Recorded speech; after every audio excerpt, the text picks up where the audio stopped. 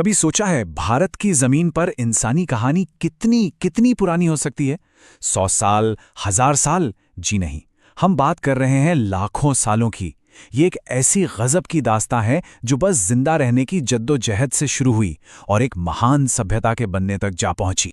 तो इतने लंबे सफर को समझने का सबसे अच्छा तरीका क्या है? हम इसे 3 हिस्सों में बांट लेते हैं। पहला पूरा पाषाण काल, फिर आता है मध्य पाषाण काल और आखिर में नव पाषाण काल। यही वो 3 पड़ाव हैं जो हमें दिखाएंगे कि कैसे हमारे पूर्वजों ने पहले अपने आसपास की दुनिया को समझा और फिर उसे अपनी जरूरत के हिसाब से बदलना शुरू कर दिया।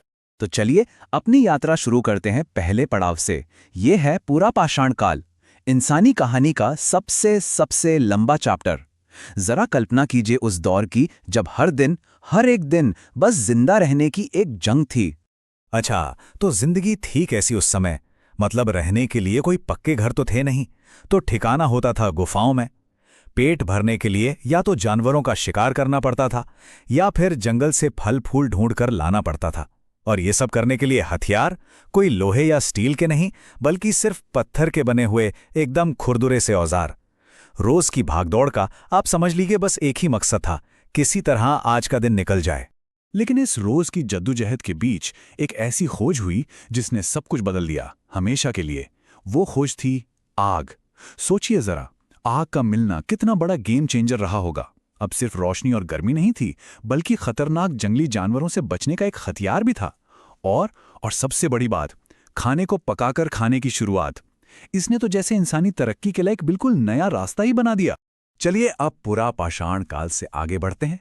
हमारी कहानी अब पहुंचती है अपने दूसरे पड़ाव पर, जिसे हम कहते हैं मध्य पाषाण काल। अब ये सिर्फ एक नया टाइम पीरियड नहीं था, नहीं, ये था एक अपग्रेड का दौर, बड़े बड़े बदलावों का, नए आइडियाज का और चीजों को बेहतर बनाने का एक नया चैप्टर। तो सबसे बड़ा बदलाव किस चीज में आया? औजारों में। मतलब जो पहले बड़े बड़े बेडौल पत्थर के हथियार होते थे ना, उनकी जगह अब ले ली थी छोटे, ज्यादा नुकीले और कहीं ज्यादा काम के औजारों ने। जाहिर है, इन नए टूल से शिकार करना या कोई भी दूसरा काम करना पहले से कहीं ज्यादा आसान हो गया था। तो जब टूल्स बेहतर हुए तो जीने का तरीका भी सुधरा। एक बड़ा बदलाव ये आया कि अब इंसानों ने मछली पकड़ना भी शुरू कर दिया था। मतलब खाने का एक और ऑप्शन मिल गया। और इसी दौर में इंसानों को मिला अपना पहला और सबसे वफादार दोस्त। जी हां, कुत्ते को पालतू बनाया गया, जो ना सिर्फ शिकार में मदद करता था बल्कि एक गार्ड का काम भी करता था। और अब हम पहुंच रहे हैं उस दौर में जिसने इंसानी कहानी की स्क्रिप्ट ही बदल दी। ये कोई छोटा मोटा चेंज नहीं था, ये एक पूरी की पूरी क्रांति थी। इसे ही हम जानते हैं नवपाषाण काल के नाम से। पर एक मिनट, एक सवाल यहां पर जरूर दिमाग में आता है। हजारों सालों से जो ये रोज रोज खाने की तलाश में भटकना पड़ता था, ये जो एक जगह से दूसरी जगह घूमते रहने की मजबूरी थी, ये अनिश्चितता, ये सब आखिर खत्म कैसे हुआ? इसका जवाब था एक रेवोल्यूशनरी आइडिया। इंसानों ने ये समझ लिया कि बीजों से पौधे उगाए जा सकते हैं, मतलब खेती की शुरुआत हो गई। अब सोचिए, जब खाना एक ही जगह उगाया जा सकता है तो फिर भटकने की क्या जरूरत? और जब भटकना बंद हुआ तो लोगों ने एक जगह टिककर रहना शुरू किया और बनाए अपने पक्के घर। साथ ही पशुपालन भी अब बड़े लेवल पर होने लगा। बस यहीं से गांव और समाज की पहली ईंट रखी गई।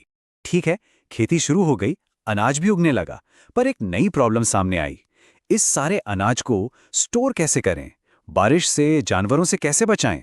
और इसका सॉल्यूशन निकला मिट्टी के बर्तनों से, जिन्हें हम मृद भांड कहते हैं। इन बर्तनों में न सिर्फ अनाज और पानी को लंबे समय तक सेफ रखा जा सकता था, बल्कि इसने पहली बार इंसान को फ्यूचर प्लानिंग सिखाई। मतलब आज की मेहनत कल काम आएगी। तो हमने ये पूरा सफर देखा, शिकार से लेकर खेती तक का। तो सवाल ये है कि इस सब का मतलब क्या है? इस हजारों साल लंबी यात्रा की वो कौन सी विरासत है जो आज भी हमारे साथ है? अगर पूरी कहानी को एकदम शॉर्ट में देखें तो ये 3 बड़े स्टेप्स की कहानी है। पहला स्टेप, सिर्फ जिंदा रहने के लिए शिकार करना। दूसरा स्टेप, बेहतर टूल्स बनाकर नयापन लाना, यानी इनोवेशन। और तीसरा और सबसे बड़ा स्टेप, खेती के साथ एक क्रांति लाना, जिसने एक जगह बसने का रास्ता खोल दिया। और ये सब जानना जरूरी क्यों है? अरे इसलिए क्योंकि आज हम जिस दुनिया में हैं, हमारे बड़े बड़े शहर, हमारे घर, हमारी प्लेट में जो खाना है, इन सब की जड़ें, इन सब की बुनियाद हजारों साल पहले हुई इन्हीं क्रांतियों में छिपी हैं। सच तो यह है कि उस नवपाषाण क्रांति के बिना आज की दुनिया जैसी है वैसी होती ही नहीं। तो जाते जाते एक सवाल छोड़ जाते हैं सोचने के लिए। इंसानियत के इतिहास की सबसे बड़ी, सबसे जरूरी खोज कौन सी थी? आग, जिसने हमें अंधेरे और ठंड से लड़ना सिखाया, या फिर खेती, जिसने भटकना खत्म करके हमें एक समाज बनाया?